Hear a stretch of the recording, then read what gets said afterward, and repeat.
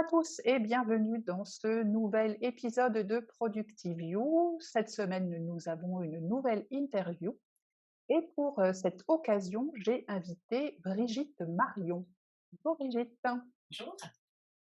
Alors Brigitte et moi, on se connaît depuis une éternité. On était toutes petites lorsque nous nous sommes connus il y a donc très longtemps et donc on ne dira pas parce qu'après on va savoir quel âge on a. J'ai souhaité donc inviter, Brigitte parce qu'elle fait un métier extrêmement intéressant puisqu'elle, fait de la médiation en entreprise, depuis, 2010, donc ça fait quand même, pas mal d'années. Après avoir passé, plusieurs, années, même plus de 10 ans comme directrice des opérations et des ressources humaines dans une multinationale, elle a un peu changé de métier et maintenant elle est, indépendante dans ce métier de la médiation. Donc, Brigitte, raconte-nous tout. Qui es-tu déjà rapidement? Et puis parle-nous de la médiation en entreprise. D'accord. Alors merci Priscille déjà de m'avoir invitée et c'est sympa de se retrouver, quelques années après. Hem, alors bon, j'ai travaillé sur moi donc je peux dire l'âge, j'ai 47 ans. J'ai 2 enfants et donc j'ai travaillé donc longtemps dans une grande entreprise et la petite histoire juste pour, comment je suis arrivée à la médiation, c'est qu'en fait on me reprochait beaucoup de ne pas aller au conflit et de n'être pas assez, des fois, quelquefois trop incisive ou trop provocatrice. Et donc j'ai bien étudié ces comportements-là. Mmh. Et clairement maintenant, le traitement des conflits, j'en fais mon métier, puisque la médiation, c'est exactement ça, c'est, comment traiter des conflits, de façon plus soft que d'aller, dans les tribunaux. Et en tout cas, c'est de travailler avec des gens pour qu'ils trouvent eux-mêmes la solution. Mmh. Donc en fait, donc j'ai commencé à travailler un petit peu dans mon coin et puis maintenant ça fait presque 2 ans que j'en fais mon métier, puisque maintenant je suis, indépendante et je suis en auto-entreprise et en fait je fais de la médiation d'entreprise, mais c'est pour aussi de la prévention en fait. Et donc c'est de la prévention en qualité relationnelle pour justement éviter les conflits. Donc, D'accord, je traite quand même des conflits, mais le but maintenant, c'est de les éviter et de travailler sur les comportements, la communication et la qualité de vie au travail. d'accord. Voilà, ça c'est le cœur de mon métier. Et ces conflits, alors, c'est quel type d'entreprise? C'est des grandes entreprises qui ont des problèmes, je ne sais pas moi, avec leurs syndicats ou ça n'a rien à voir du tout avec ça? C'est juste à l'intérieur d'un service, je ne sais pas, des gens qui ont des problèmes? C'est à quel niveau Alors que ça intervient? c'est à tous les niveaux. Alors, il faut savoir que maintenant la médiation est un petit peu plus actuelle déjà depuis 2-3 ans et certaines entreprises ont mis des clauses de médiation dans leur contrat. Donc en fait, dans leur contrat de travail, avant d'aller au prud'homme, D'accord. sont dans l'obligation de passer par une médiation. Donc c'est un petit peu plus, connu. Mmh mh. Mmh. Mais en tout cas, ça concerne des petites entreprises, des moyennes et des grandes. Vraiment, il y a pas de différence là-dessus. Quelquefois, c'est, avec des syndicats, mais des fois, c'est, avec des 2 personnes dans un service qui ne s'entendent pas. Par exemple, dans les hôpitaux, j'en ai fait entre un médecin et un chef de service et des secrétaires ou une infirmière, enfin, Mmh mh. toutes Mmh. sortes de conflits et puis toutes sortes aussi, d'interventions parce que quelquefois, on vient après une grève ou après un accident ou après, malheureusement un suicide. On vient aussi un petit peu plutôt en curatif et pas en prévention. Donc, D'accord, j'ai plusieurs sortes d'interventions, en tout cas. OK. Et la prévention, ça consiste en quoi du coup? C'est Alors la mettre des prévention, outils spéciaux en place? C'est quoi? oui, la prévention, c'est en fait mettre en place, alors déjà une information sur les risques psychosociaux. Mmh mh. Donc, moi je fais plutôt, la prévention du harcèlement managérial. Pardon, excuse-moi. Et puis, surtout la prévention, par de la communication. Donc, j'ai mis en place une formation, ça s'appelle Savoir-être pour savoir-faire. Et donc, c'est des formations qui s'adressent à tout le monde. Et c'est juste rétablir une bonne communication. Mmh mh. Qu'est-ce que c'est une bonne communication? Et aussi, qu'est-ce que c'est un conflit? Et pourquoi le conflit, il se déclenche? et quelle est la source. Donc en fait, en médiation, on travaille toujours sur les émotions. Donc voilà, c'est beaucoup lié, forcément, 70 des conflits, c'est lié à l'émotion. Donc nous, on travaille déjà sur l'émotion et puis après, on va un petit peu sur le technique ou le juridique. Mais le juridique, moi, je le laisse aux spécialistes. Donc quand c'est un problème juridique, bah, en fait, c'est des gens, les avocats, c'est des juristes qui s'en occupent. Moi, je n'ai pas de notion, enfin, j'ai des notions de juridiques, mais Mmh. qui sont pas de qualité. Donc, voilà, moi, je m'occupe des émotions. Donc, vraiment, on OK. travaille sur les comportements. Et tu parlais de communication, vous avez utilisé des techniques comme la communication non violente ou des choses comme ça? Et la communication non violente, où on les fait travailler en groupe aussi sur la mise en place d'une charte relationnelle qui personnalise complètement, qui font avec leurs images, avec leurs mots. Et du coup, c'est eux qui la font vivre dans les entreprises. Et franchement, ça, c'est un effet bluffant Mmh. parce qu'ils la créent et en plus, ils la font vivre. Donc, ça marche plutôt bien. Ça paraît basique, hein, mais Non, c'est mais en communication, enfin, je pense que dans beaucoup de choses qui relèvent d'un peu de ce qu'on pourrait appeler des sciences humaines, enfin, il faut pas aller chercher midi à 14h, quoi. C'est souvent, on se prend la tête pour des choses qui sont simples et avec les émotions là-dessus, c'est souvent ça qui fait qu'on se met à gamberger là comme des petits fous, puis à se raconter des histoires fantastiques, alors qu'en fait, c'est beaucoup plus simple que ça à régler si on veut bien se donner la peine. Et donc oui, je pense qu'effectivement, c'est pas, on n'a pas besoin de technique, non, non, ça et c'est vrai que dans des petites équipes, donc c'est plus facile. Après, pour les grosses équipes, notamment là sur des hôpitaux où il y a vraiment des grosses équipes ou de la grande distribution, donc là, moi, je travaille en partenariat avec l'IEDRS. Donc ça, c'est l'Institut européen de développement des relations sociales. d'accord. Ils ont un siège à Metz et un autre au Luxembourg.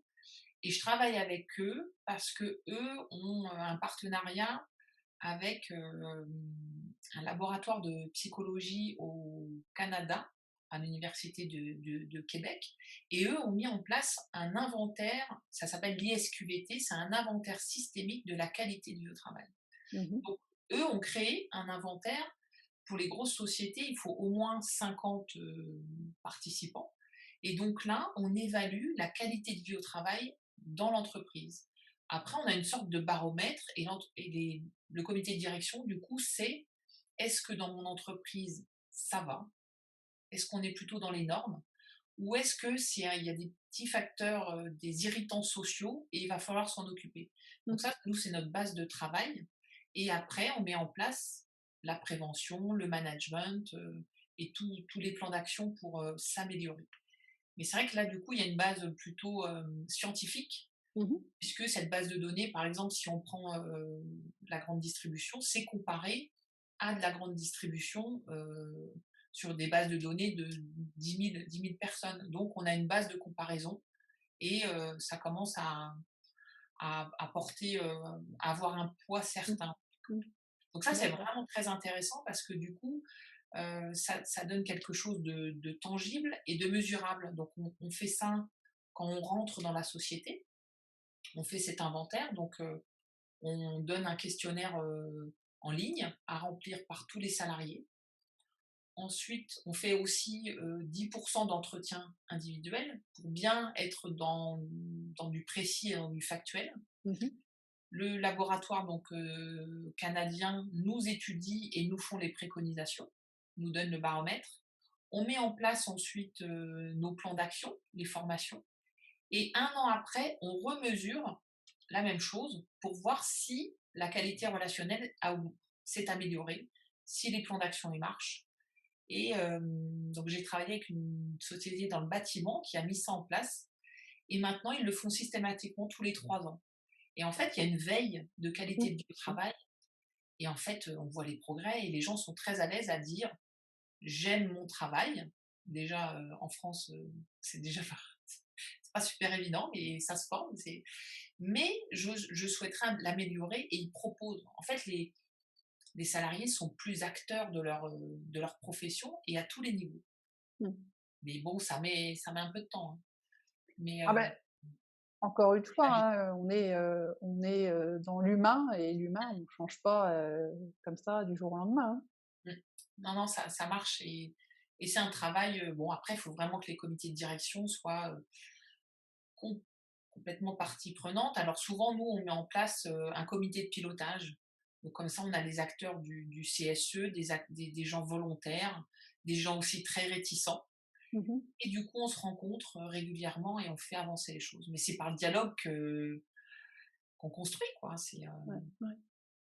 Et les entreprises qui viennent à ça, elles y viennent parce que elles ont eu un gros pépin à un moment, quel qu'il soit, ou c'est, juste une démarche spontanée, même sans qu'il y ait eu, au préalable, un incident majeur chez eux? Alors j'ai les 2. Ouais. J'ai vraiment des entreprises qui ont eu un gros pépin et là, donc c'est la directe qui dit: «Ben, mettez, il faut un inventaire des risques psychosociaux, ça va pas chez vous, donc là, ben, voilà, Mmh. c'est l'ultimatum et il faut mettre ça en place». Donc on accompagne, là-dessus, il y a pas de problème et on est, l'IEDRS est référencé, intervenant, RPS, enfin risques psychosociaux. Donc Et tu ça, peux préciser qui est le direct? Parce qu'on a des personnes qui nous la écoutent hors de directe, la France et ils vont pas forcément la savoir ce que c'est.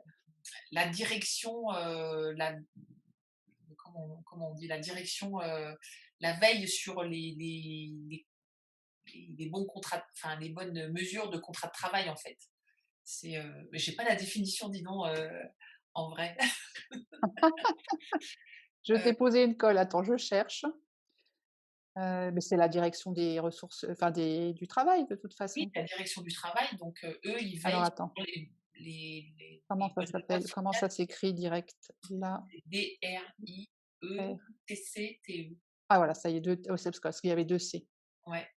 Heu, hop, hop, hop, hop, hop,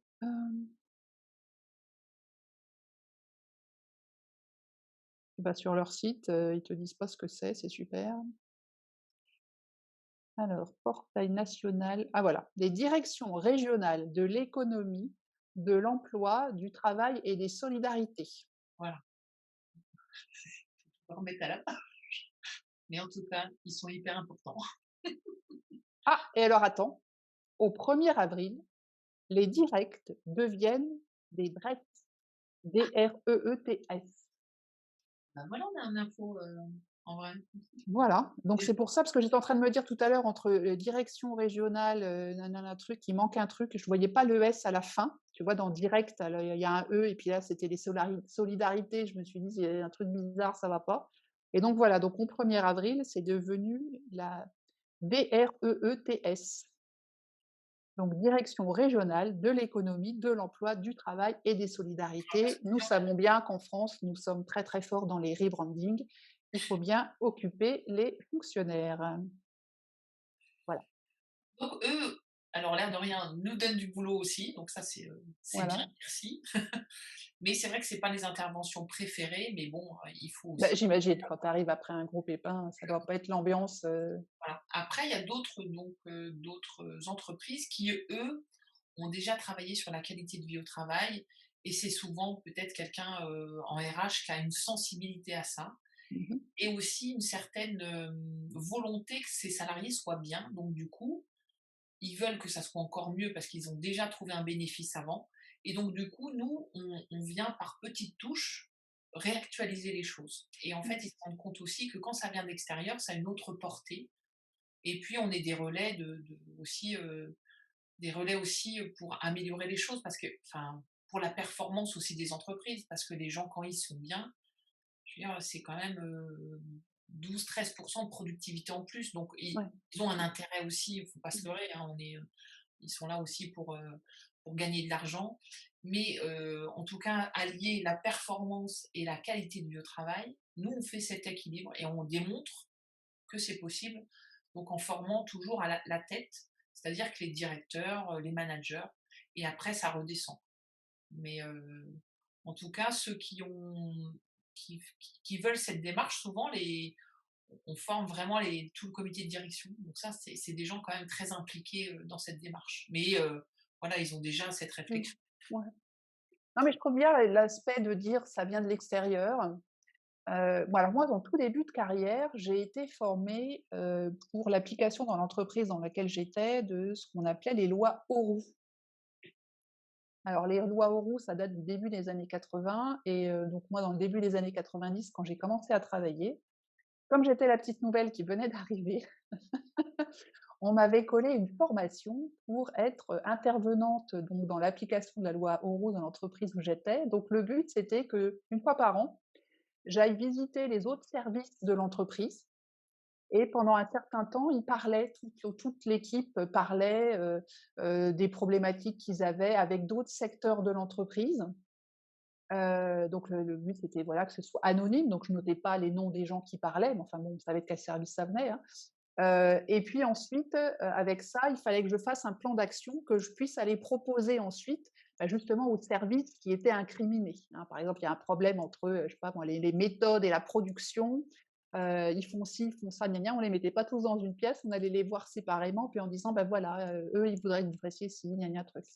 Mais le fait que moi, j'étais dans l'entreprise, c'était quand même un petit peu bizarre parce que les gens, ils me prenaient un peu à partie, «Oui, qu'est-ce que tu as fait? Pourquoi tu as pas fait ci? Pourquoi dans le compte rendu?» En plus, parfois, en plus, les comptes rendus que je faisais, qui étaient envoyés au RH, étaient revus un peu différemment, on va dire légèrement modifiés.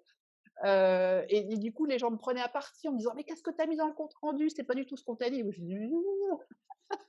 C'était pas forcément, enfin, c'était sympa à faire. Moi, Ouais. j'ai bien aimé l'expérience, la formation pour ça, parce que du coup, j'ai développé l'écoute active, le machin, le truc, enfin, les questionnements, tout ça, tout ça, tout ça, qui me sert encore énormément aujourd'hui en tant que coach et consultant, bien évidemment. Mais bon, le fait que, voilà, j'étais dans l'entreprise, c'était pas top.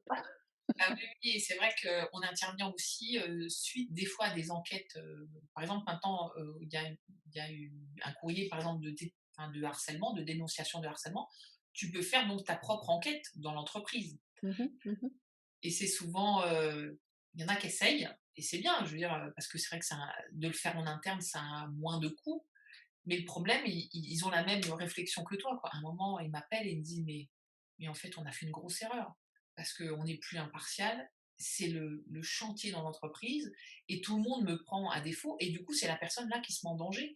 Ouais. Et Mmh. j'ai dit: «Ben oui, c'est un investissement de passer par quelqu'un d'extérieur, mais franchement, c'est aussi la tranquillité parce que sinon, ben, en fait, on peut plus faire son job». Et c'est Mmh. vrai que maintenant les enquêtes sont, ouais, sont préconisées au début en interne, mais moi je le préconise pas du tout. Mmh mh. Quand mes clients, ils essayent une première fois, je dis: «Essayez», je veux dire, moi je veux pas forcer, c'est comme ça, hein, c'est la loi du marché. Ils essayent, mais souvent ils me rappellent, hein. Ils me disent: «Non, Mmh. non, et là Mmh. la prochaine, c'est vous qui faites. Nous, on veut se décharger de ça». Mais tu vois, moi, je le vois dans une autre, domaine. Alors là, en ce moment, j'ai une mission de consultant auprès d'une société où j'interviens auprès d'associés. Donc ils sont tous associés, donc il y a pas, vraiment de lien hiérarchique entre eux, quoi, tu vois? C'est quand même, et le but, c'est que je les stimule un petit peu pour, réaliser des objectifs, commerciaux et donc je fais des points régulièrement avec eux, toutes les semaines et tu vois, je leur avais proposé, je leur ai dit: «Beh, je le fais pendant 3-4 semaines avec vous, une fois qu'on a mis tout le plan d'attaque en route et puis après, bah, quelqu'un va prendre le lead et puis toutes les semaines va, faire un petit peu la surveillance, quoi, les KPI, ou qu'est-ce qui a été, pas été?» Et là, elle me dit: «Non, non, non, non, tu vas le faire tout le long parce que, sinon, bah, on va pas le faire et puis après pourquoi ce serait l'un qui le ferait plus que l'autre?» Et c'est vrai que je peux comprendre qu'entre associés, c'est pas du tout la même relation entre un chef et puis son équipe, hein. Et du coup, ils préfèrent que ce soit quelqu'un de l'extérieur qui vienne, bah, faire un bilan hebdomadaire de l'atteinte des objectifs, des plans d'action, de comment, fait et parce que voilà, c'est neutre et du coup, entre eux, ils risquent pas de créer d'animosité. Oui, c'est ça, parce que même entre associés, même entre gens très impliqués, Mmh. Mmh. motivés, intelligents, c'est pas le problème en fait. Le problème, Non. c'est que quand il y a trop d'émotions, trop d'implications, bah, en fait, ça peut créer à terme des zones d'ombre ou de concurrence. Et c'est vrai que nous, on intervient vraiment là-dessus parce que bah, moi, en tant que médiateur, je suis neutre, je suis impartial. Donc, du coup, déjà ça, ils disent: «Ah oui, bon, elle est pas dans le système. On est en Ouais. dehors du système. J'ai la clause de confidentialité, donc du coup aussi, bah, les gens ils peuvent se lâcher. Donc ça c'est bah, c'est hyper important et c'est vrai que c'est un service, c'est un coût, Mmh. mais c'est très, bah, en France, ça commence à venir. C'est vrai qu'on travaille beaucoup avec le Canada parce que le Canada, ils ont vraiment de l'avance là-dessus, quoi. Mmh. Eux, Mmh.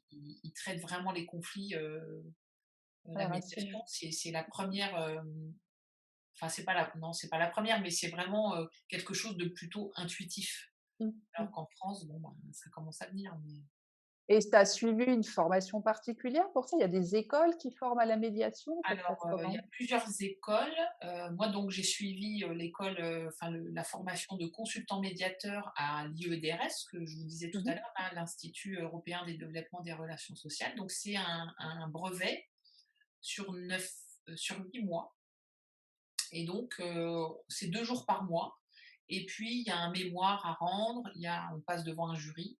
Enfin, il y a tout un cheminement. 8 mois, ça paraît long, mais c'est bien pour un cheminement, Mmh.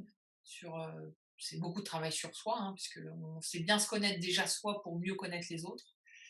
Et donc cette formation, la médiation est pas encore hyper encadrée, mais en tout cas là, cette formation-là, elle insiste sur le fait de l'entretien, enfin la médiation, c'est toujours en 3 étapes. C'est on rencontre individuellement chaque médié, chaque, personne, Ah, ça donc s'appelle un médier? un médié, ouais. D'accord, OK. Donc on rencontre chaque médié de façon individuelle, et ensuite seulement quand ils sont prêts, on fait un entretien collectif. Donc nous, c'est vraiment notre process, enfin, c'est vraiment le process, on s'accroche à ça parce que ça marche très, très bien, et on n'est pas un médiateur, c'est lui qui fait travailler les médiés pour qu'ils trouvent une solution, et c'est pas un négociateur, c'est pas un Mmh. conciliateur, et ça prend un petit peu de temps.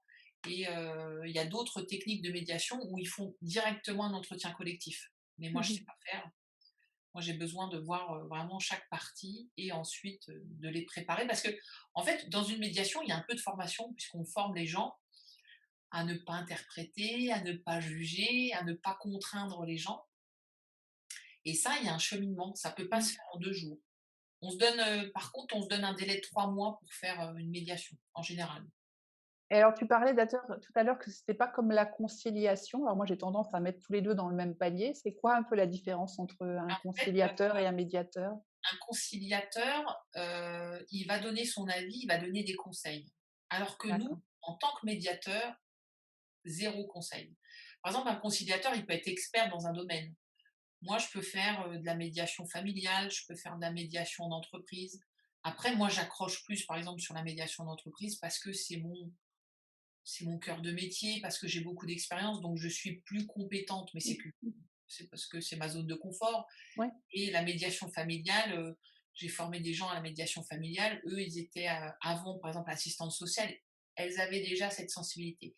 Mais en Mmh. même temps, il faut sortir de son rôle et se dire: «On n'a pas de conseils à donner».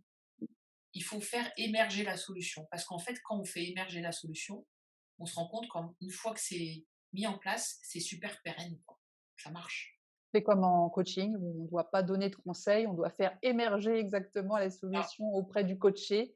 Parce qu'effectivement, quand ça vient de la personne elle-même, on a beaucoup plus de chances que ce soit efficace plutôt que de dire, «Il y a qu'un faucon et puis, tu fais comme ça et ça voilà, va bien se passer». Mmh. parce que l'idée, c'est que nous, après, ils nous revoient pas, c'est quand même, Mmh. l'idée. Et nous, c'est aussi de les former. Alors oui, comme le coaching, tu as raison, enfin, c'est l'autonomie. Nous, notre cœur de métier, c'est de se dire: «Vous êtes autonome, vous êtes acteur de votre vie, Mmh. arrêtez de prendre quelqu'un qui décide à votre place, de prendre un juge qui va dire, tu la garde». Enfin, en fait, leur destin leur échappe, mais ils s'en rendent pas compte. Ouais, ouais. Et aussi, ça dépend comment on a été éduqué, mais c'est vrai que de rendre les gens autonomes et de se dire: «Eh, vous avez trouvé la solution», Mmh. ben, bravo, quoi. Enfin, moi déjà, quand des gens viennent en médiation, moi déjà je les félicite. Parce que déjà, c'est une étape quand même, c'est une ouverture d'esprit quand même qui est chouette. Et puis, des fois, ben, on se met d'accord qu'on n'est pas d'accord, et on se sépare de façon, l'idée c'est de se séparer, mais de façon apaisée, Mmh. et Mmh. pas, de ruminer des querelles pendant 10 ans. Non Donc et puis ce que tu as dit, c'est très intéressant, le fait qu'on a le droit de pas être d'accord. mais oui, ah oui, Mais parce qu'on a toujours l'impression que si on n'est pas d'accord, ça va entacher les relations, on ne sera plus amis avec Pierre-Paul Jacques. Enfin, on peut pas être à 100 des clones les uns des autres. On a le droit d'avoir des opinions, des machins différents, des expériences différentes, et cetera, et cetera. Et c'est pas pour ça que la relation, elle est brisée, elle va être complètement, foutue. On a juste le droit Ah ouais. d'être différent. On va se dire, voilà, tu vas pas embêter quelqu'un parce qu'il a les yeux bleus alors que tu as les yeux noirs. Tu vas pas lui dire: «Ah, c'est pas normal». C'est pareil pour ce qu'on pense, pour son ressenti, quoi, c'est tout. Pas Non, fait non, une c'est opinion. vrai que c'est un travail, et ce qui est bien, c'est qu'on leur apprend aussi, des techniques parce que quand viendra un autre conflit, parce que, Mmh.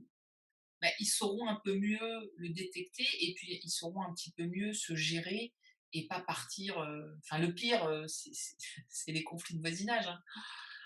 C'est quand même, ça prend des proportions pour un bout de parking ou un bout d'arbre qui dépasse, mais en fait, c'est pas le bout d'arbre qui c'est le problème qu'il y avait avant, ce qui s'est passé, enfin et quand on arrive à mieux gérer ça, ils ont quand même une qualité de vie, personnelle qui s'améliore.